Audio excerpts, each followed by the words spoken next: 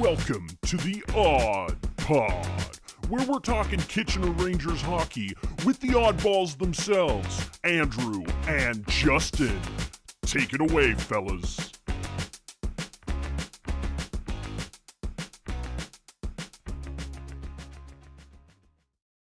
Right. Hey, Andrew. Hey, Justin. We're back. Guess who's back?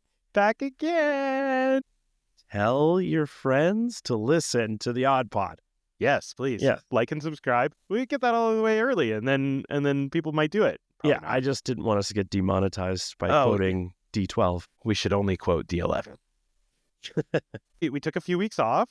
Andrew, there were some holidays. Did you get anything exciting for the holidays? Or do anything exciting? I got some time with my family.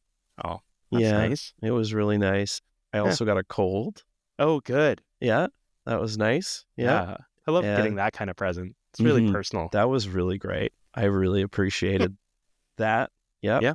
And overall, it was not really relaxing at all. Boxing Day was the one day where I could breathe. Oh, good. But and other watch than World that, Juniors? Ooh, World Juniors. Yeah. Maybe we'll wait a little bit to talk about that one. Yeah, maybe we'll bring that up later, or maybe we won't. How about your holidays, Justin? Did you get anything? Yeah, I got a child legally by my wife who birthed it. And Wow. So now I have a baby girl. And hence why we are recording separately for the first time, because I was able to do... Joined the ranks. Yeah. And now we're the Dodd Pod. Now we are the Dodd Pod. The Dodd Pod? The pop pod? Exactly. Yeah. Yes. So yeah, we're doing a little separate recording probably for the next few weeks. Yes. To naturally. Yeah, so that I can be closer to home by being in my home. I'm still at the Kitchener Public Library because that's great. I am just wanting to come here and get away. Get away. Andrew, I have missed a lot because I am become a dodball.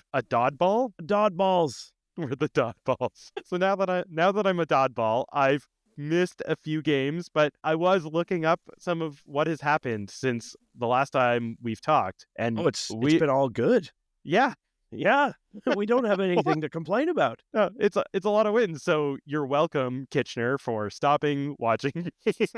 In the Dodd Pod era, we are undefeated. Yeah. Yeah.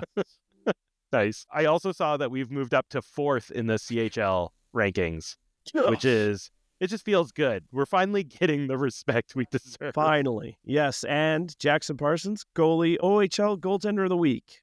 Again. How many Fourth is that? time. 4th time this year. 4th time.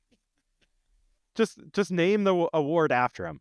Absolutely. Yes. Just stop calling it goaltender of the week. Just you call would it call the the Jackson Parsons Memorial Goaltending Award, even though he's very much alive and playing in the league. Yeah.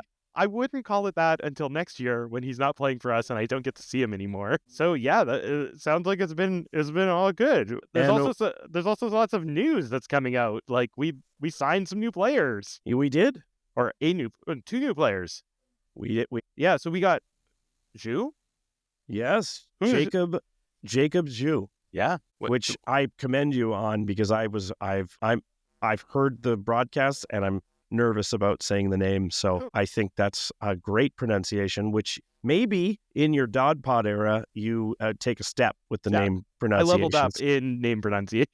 Yes, and he is a 6'2", 180 pound defenseman, little silky skater. He was drafted in the 8th round in 2024, but he looks very much at home. He's a 2008 baby.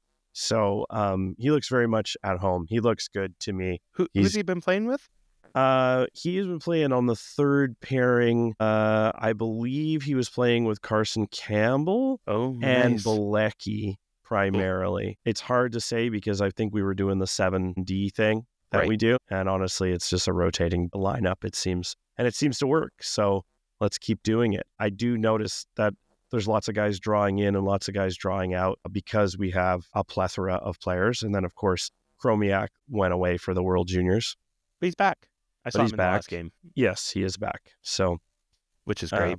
Yeah. I mean, bummer for him that they got knocked out so early, but great that he's back on the Rangers.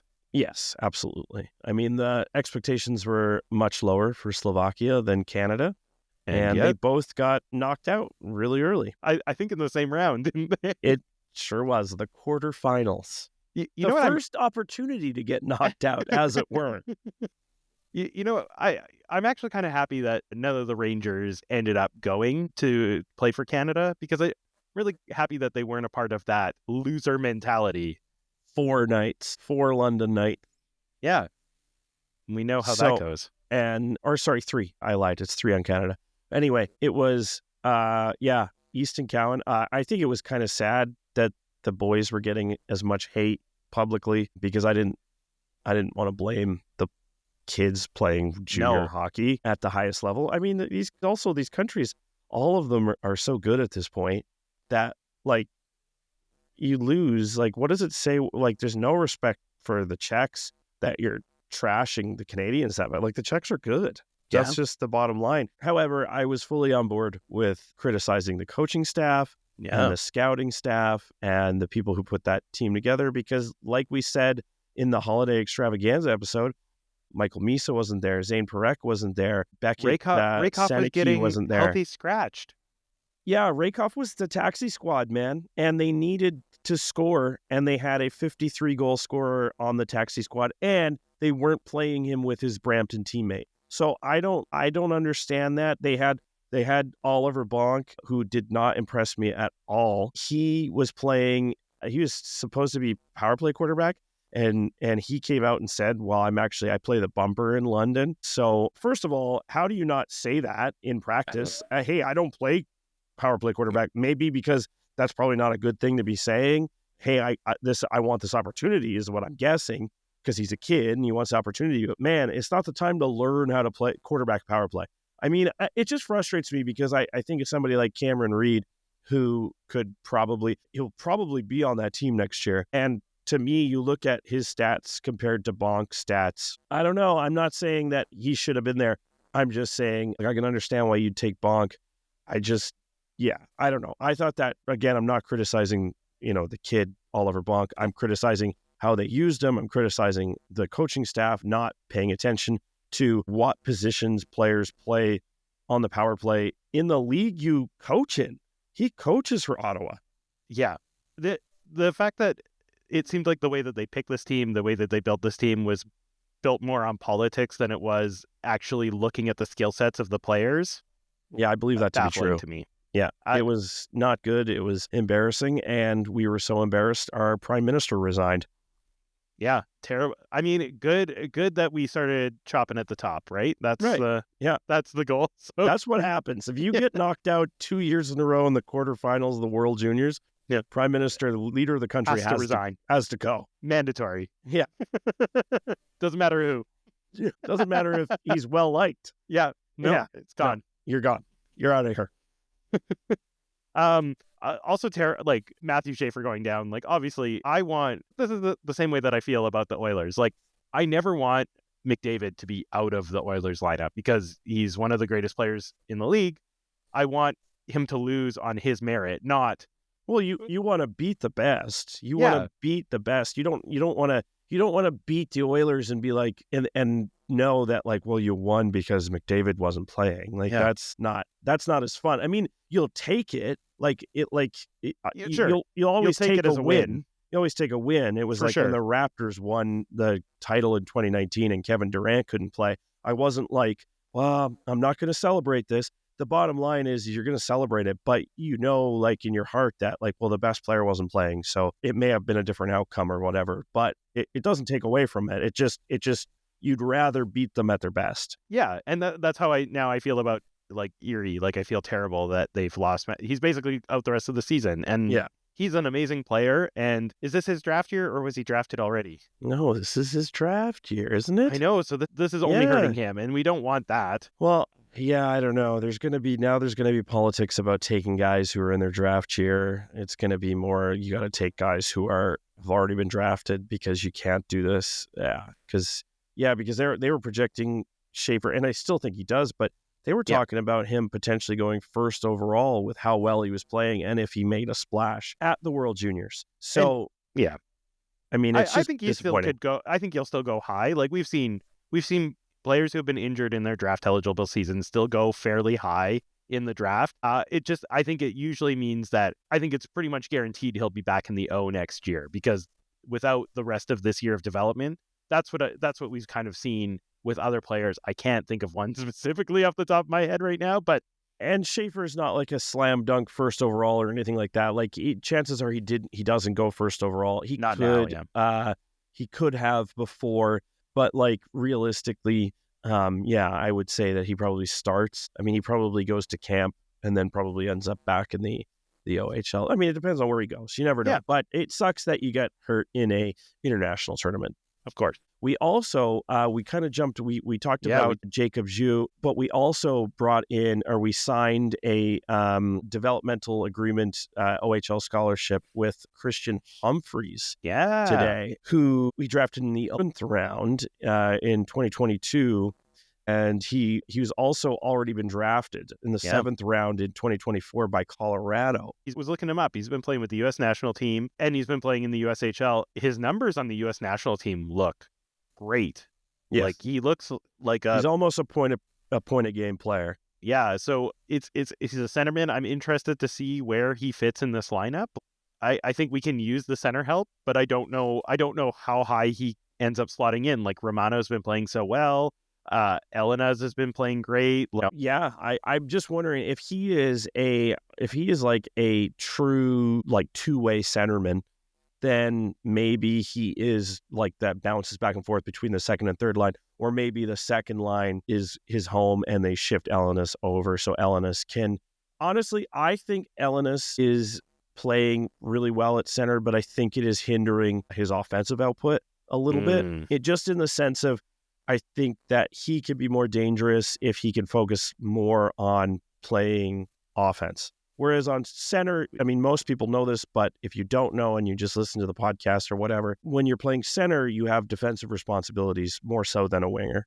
You've got to get back and you've got to support your defense. So realistically, you are going to not necessarily have as much opportunity to cherry pick or receive a breakout pass. You're going to be making a lot of breakout passes, right? So in the holiday extravaganza, I said what we really need is Elena's to be that next points getter. So this could be, in this scenario you've just laid out for us, with Christian Humphreys moving into the center on the second line, Elena's moving to the wing, and just becoming that bona fide goal scorer that we've now seen in the last few games. Like, the dude's been putting in pucks and has missed a bunch of open nets and opportunities that he's created himself. He is listening to the podcast and becoming what Justin wants him to be.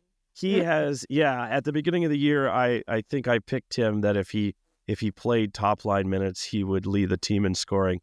Obviously, he hasn't been playing necessarily top line minutes, but I would say his offensive output to his opportunities has probably been one of the best on the team that way. I've enjoyed watching him develop as a goal scorer and as a threat. And he's been playing pretty well as a centerman as well. And he has been. I know he's like a natural center, but I just would love to see him when he can play down low and receive a pass, like we saw in that game where he scored, like Hedrick against Brantford, fed him a doozy little pass, and Elena scored from the Leon Draisaitl angle. And it was just like, it was a perfect shot. And shout out to the photography of the Rangers social media team, because they recorded an unbelievable angle of that. And the celly from Ellie was truly a sight to behold on the social media. So if you're not following the Rangers on Instagram, you really should be, because you get some pretty cool photography and videography. Is phenomenal. Yeah. Definitely. I know this might be biased, but definitely I follow all the teams, and the Rangers photography might be the best in the league. We just have some really talented people here in Kitchener, Waterloo, Cambridge. It's really cool. Yeah. So we talked about a few of the games. So we've missed, like, on the podcast, we've missed talking about basically this whole winning streak, all 6 of these games. So So I'm just gonna, because like I said, I haven't watched them all. I'm gonna just fly through them, give you the stats, and then I've watched some of the highlight packages. I have a few notes on what I saw, but Andrew, I'd love to hear some of your happy recaps. So let's fly through these. So starting way back on Friday, December the 20th, we played the Ottawa 67s and we won 6-3. And then we had the holiday break. And then I always get worried during holiday breaks because you never know when you're playing hot before the holiday break. It's always a little worrisome if you come back as hot. But did they ever? Sunday, December 29th, Sudbury Wolves, we won 3-2 in overtime. And then December 31st, we played North Bay and won 5-2. And then on January 2nd, we played Brantford in what I actually watched this game. That was a tight game. We won 2-1 and in overtime. And it was a tight checking game. That was a goaltending duel. Yes. Leanders versus Parsons. And then on the 3rd, we played our old pals, the Erie Otters, and we won 3-1. Yeah. And there was some special fun segment stuff coming about that one. Yeah, there was some fun stuff after the horn went in that one. Yeah. Yeah. And then finally on January 5th, we played Guelph and won 4-3 in overtime. I think we still play Guelph one or two more times, but I'm pretty sure we have dominated that series. So yes. I think we've won them all. We have. Andrew, tell us your hot takes. Okay. Well, let's go all the way back to the Ottawa 67s. All the way back to December 20th, 2024. And Hayden Ellis gets his first goal as a Ranger. He has a 2-point night. Also of note, Jack Labrache played out of his mind in this game. He was a monster in this game. He had 2 points, but he was just one of these. He was driving the line that he was on. He's playing like fourth line, and he just looked like a man amongst boys in this game, which is saying something because there's some really good players on Ottawa.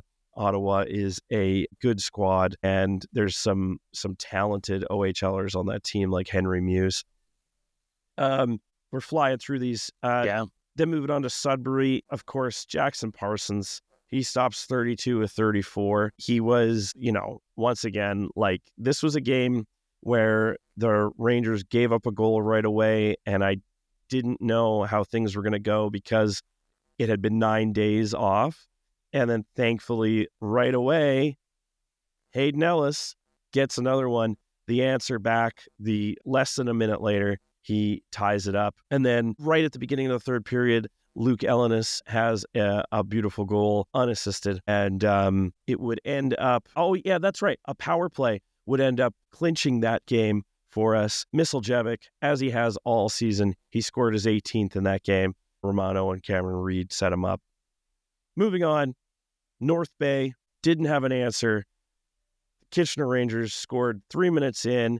They actually gave up the next 2 goals, but Trent Swick, 2 goals and an assist. He was a monster. Like we said, big man on campus. When Trent Swick has a Trent Swick game, let's call it, Trent Swick is the best player on the team. That's just when Trent Swick is firing on all cylinders and everything is just, he's in the zone. He is the man on the team. Jack Pridham continues to score. Jack Pridham, I mean, I could watch the dude skate.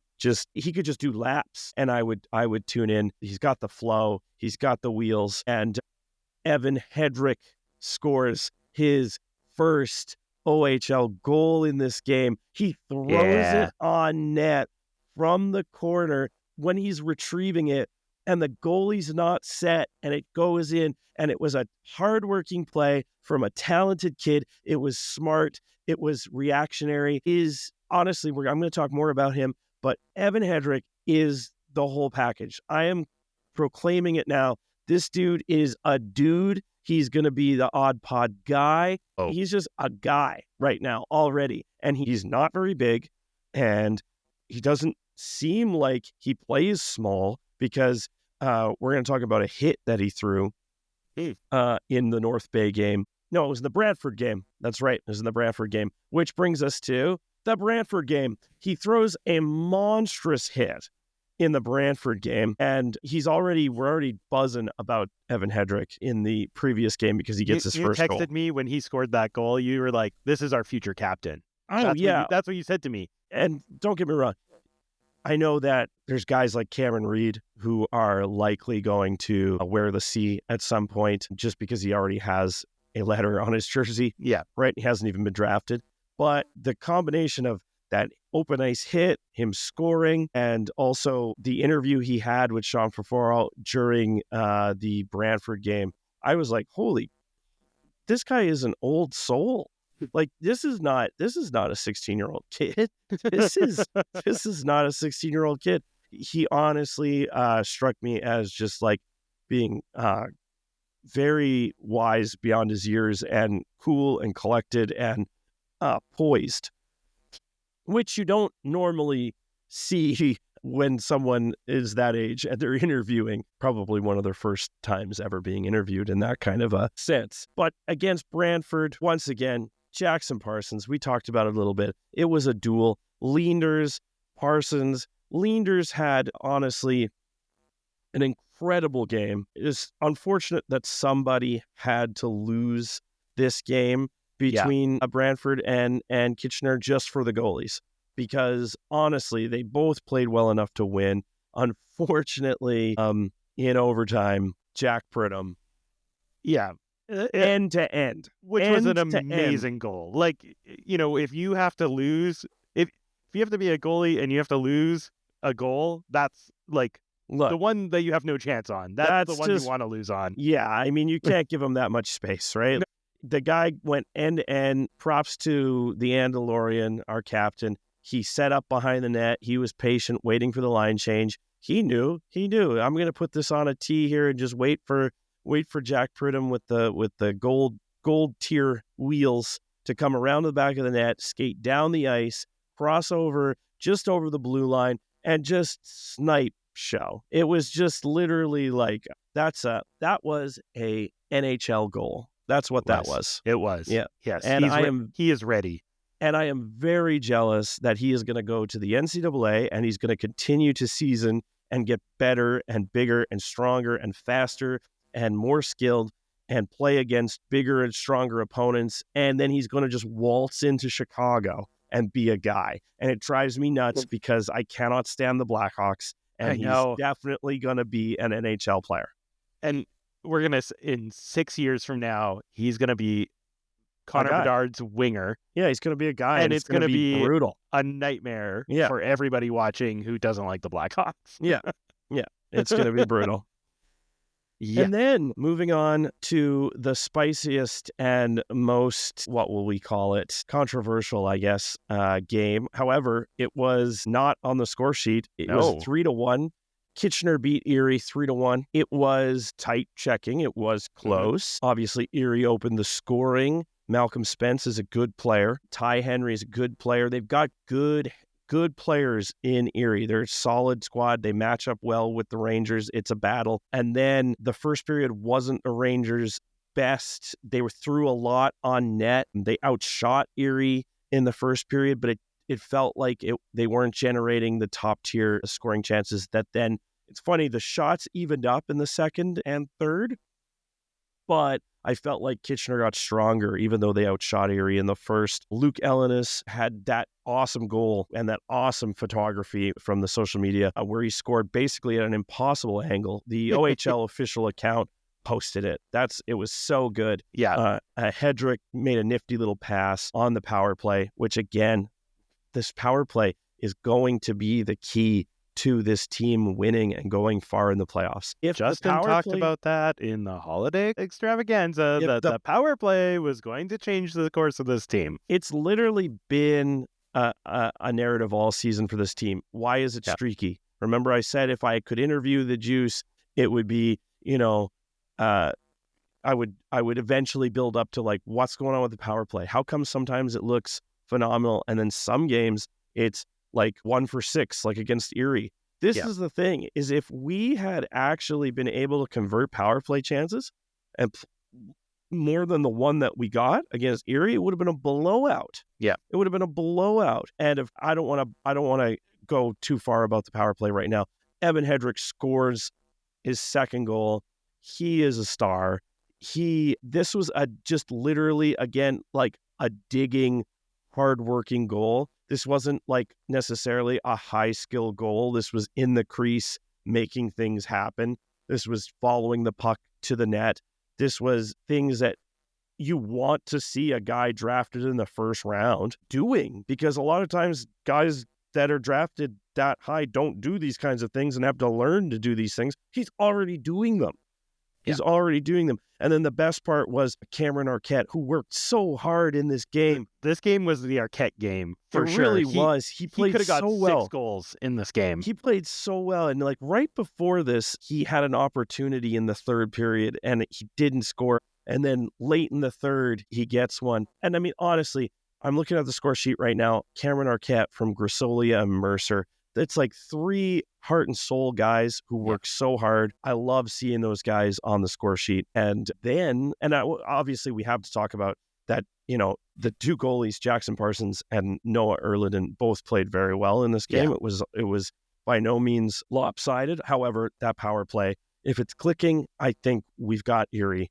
And we do. We have them 4 in a row, which is what drives me nuts about what happened after. Tell us more. I turned off the TV. I didn't even see this, but tell me more. Well, I don't think I've ever really seen this before, where both teams are on the ice because one is leaving and one is celebrating. And then they start congregating at center ice, and there's you know, words being exchanged, and Erie Otters player takes a wicked slash, a hack at a Rangers stick. Thankfully, he didn't hit a Ranger, but he hit the stick. And then naturally, I don't want to get this wrong, but I think it's Brett Hammond. It's either Brett Hammond or Wesley Royston. It's hard to tell because there's so many bodies. Full out sucker punches Alexander Bilecki.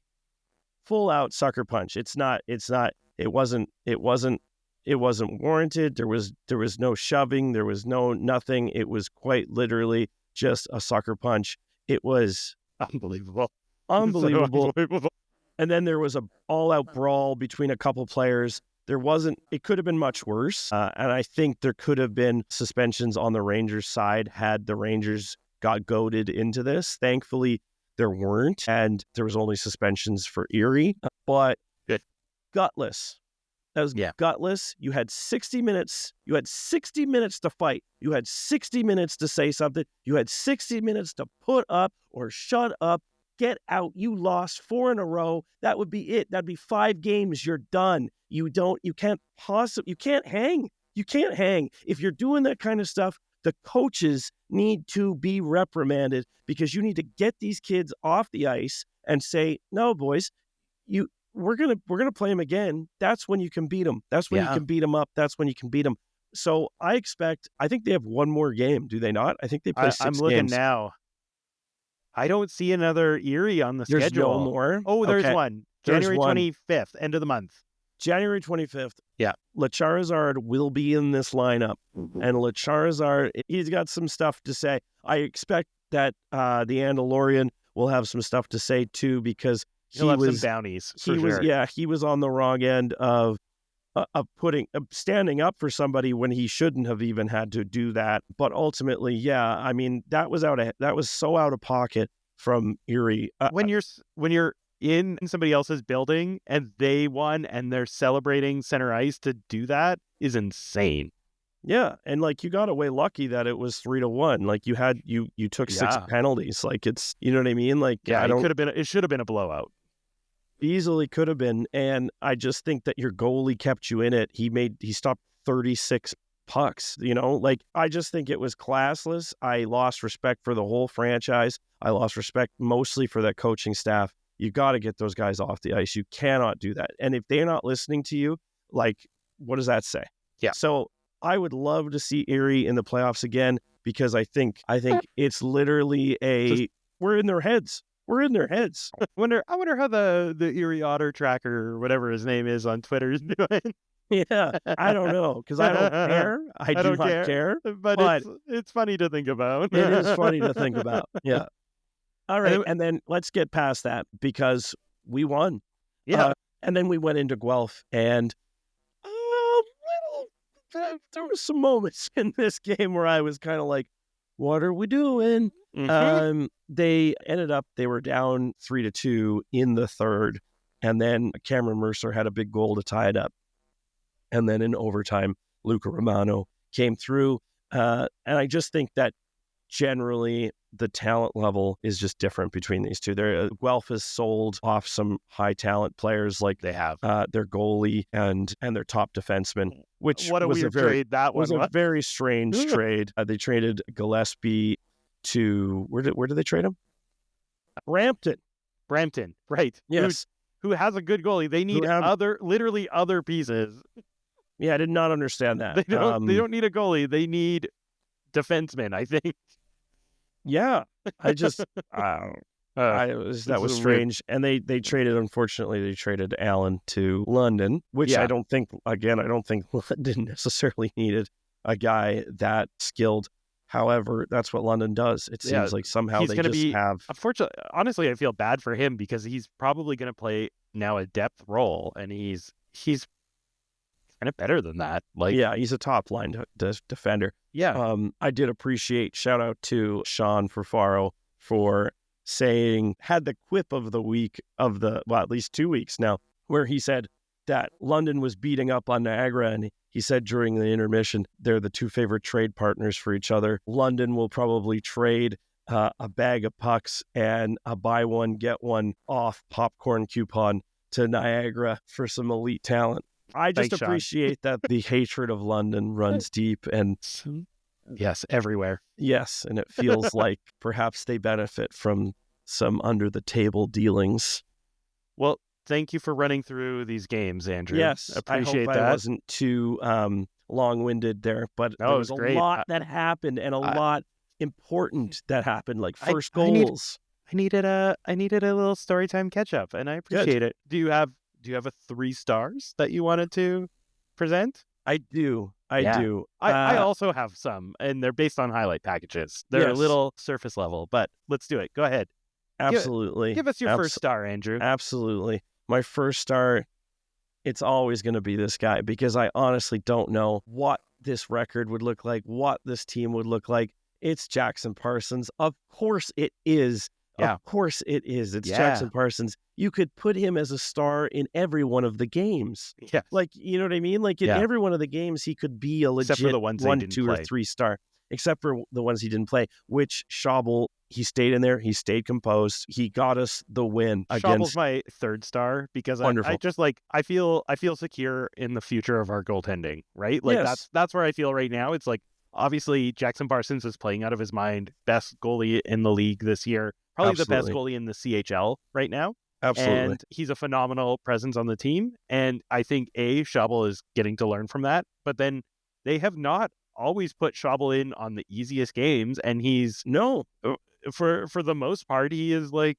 he's totally been able to like sustain pressure. Like he's looked great. Like he's looked so solid. And not only that, he only played 1 game out of these 6 games. I know. So he has big stretches. It's hard to come in and play cold like that. Yeah. You know, it doesn't matter what the level of, player you're playing against, team you're playing against. He had to come in, and Max Nemestikov is one of the best scorers, I think, in the country. He got him for 2 goals, but there's nothing wrong with that. That's like I said, he's one of the best pure goal scorers in the country. Those 2 goals were nothing to be ashamed of letting in. They were exactly great right goals. Like, yeah. And you still came out with the win in overtime. So you faced some pucks in overtime. You had 26 shots against. You gave him a chance to win. Schabel is a great 3rd star. My 2nd star is Evan Hedrick, just because it's nice to see the beginning of a career arc like this. I'm excited about him. I think it was mostly because I bumped him up to the 2nd star because he's coming back from kind of a devastating wrist injury early in the season where he broke his wrist, and it's hard to just get right in there and immediately make an impact, especially as a rookie. Yeah, as a rookie, you don't know what the speed of this league is, and all of a sudden you have to play it while everybody is 20 to 30 games into it already. Absolutely. And what's your second star? Did you give me your first star? I didn't give you my first star, but I'll give you both. Yeah. My first star was Swick and Pridham because, yeah, like, when you're watching highlights, like, they're the two guys. They get highlighted in every package, not just their goals. There's like always a shot. There's always a play. There's always a pass that one of them is involved in that gets highlighted in every game, even if they don't score. These two guys are phenomenal. I love watching them. And then my second star is Elena's because he's making me look good so far. So nice. Since the holiday extravaganza, on point, man, on point. And I absolutely love the Swick and Pridham shout out because, they're just so good. Pridham could easily be my second or third star, but I'm going to go off the board here because I think this kid is playing extremely well. It's none other than our own Diricolo. Honestly, I think the more I've been watching the games closely and seeing what he does that's not going to make a highlight package, I think Diricolo is a very important player on this team, man, especially with Chromiak being gone. Yeah, I thought that the person who stepped up the most on defense, and this is nothing to take away from Ando or any of the other guys, I think the person who stepped up the most on defense for the Rangers with Chromiak out was Max Diricolo. Yeah, and that's what we wanted to see. We expected to see that because we saw it in the preseason. He was playing top line minutes. Yeah. And he has all the skills needed to step up into a better role. He's kind of just getting down so that, not for any reason other than the fact that we have a plethora of good defensemen. Yeah. That's kind of why he's playing third line, and there shouldn't be any shame in that. It is the fact that he does it so well. He's so understated that it's great when he has a moments to shine like he did in Chromiak's absence. Absolutely. The whole defensive core I think it's just so well coached with Chromiak and Andonovsky and Campbell and Reed and Diricolo and if Zhu is going in there or Bilecki or McNeil or like whoever is going in there, or if they're playing 7, it's just they're very disciplined, they're very calm, and they know how to be physical. Yep. And that's what I love about Diricolo. In between the whistles, he will not put up with any BS. Let's put it that way. Yeah. Because, and that's what you need from your leaders. Yeah, for sure. All right. I think that's the week. I think that's the week. I think that feels good. So thank you, everyone, for sticking with us during the break. We'll be back to more regular scheduled programming next week. But we'll see. Yeah, we'll see how things go. A couple thank yous. Of course, Ken Bourne, thank you for all the logos and branding and being the director of those things. Thank you to Liam, our prodigal producer. The Phenom. And thank you to the Kitchener Public Library for hosting Andrew this week. Yes, it's been a nice little solo mission here. I want to thank the people who are listening every week and actually messaged me and were like, when's the next pod? And I appreciate it. We have a thank you to Tim, who we shout out regularly on the podcast, and probably nobody other than Tim and a few of our close friends know who Tim is. True. It's true. Tim is our dear friend who we've known Tim forever as well. Forever, yes.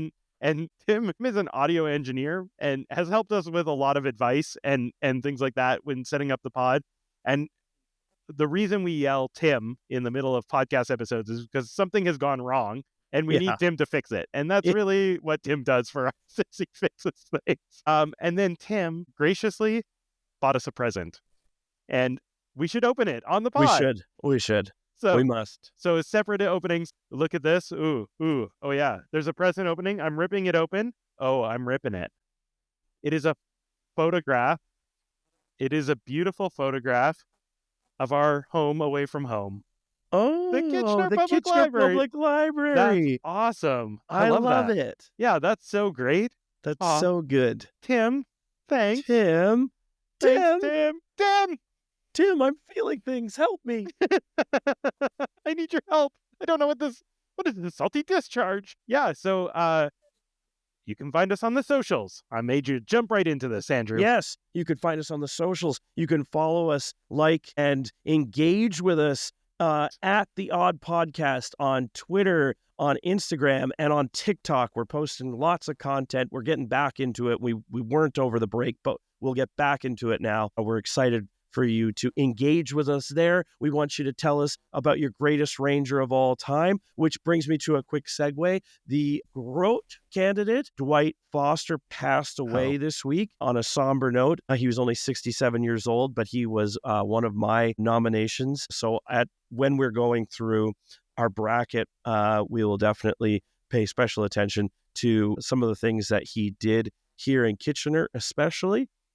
Yeah. As he is the all-time leading scorer in Kitchener Rangers history. So that was a big loss this week, and hopefully his family is getting lots of love from their inner circle and from the Rangers as well. If you want to send us any of this information, send it to us at theoddpodcast@gmail.com. Yeah, as always, you can find us at the Kitchener Memorial Auditorium.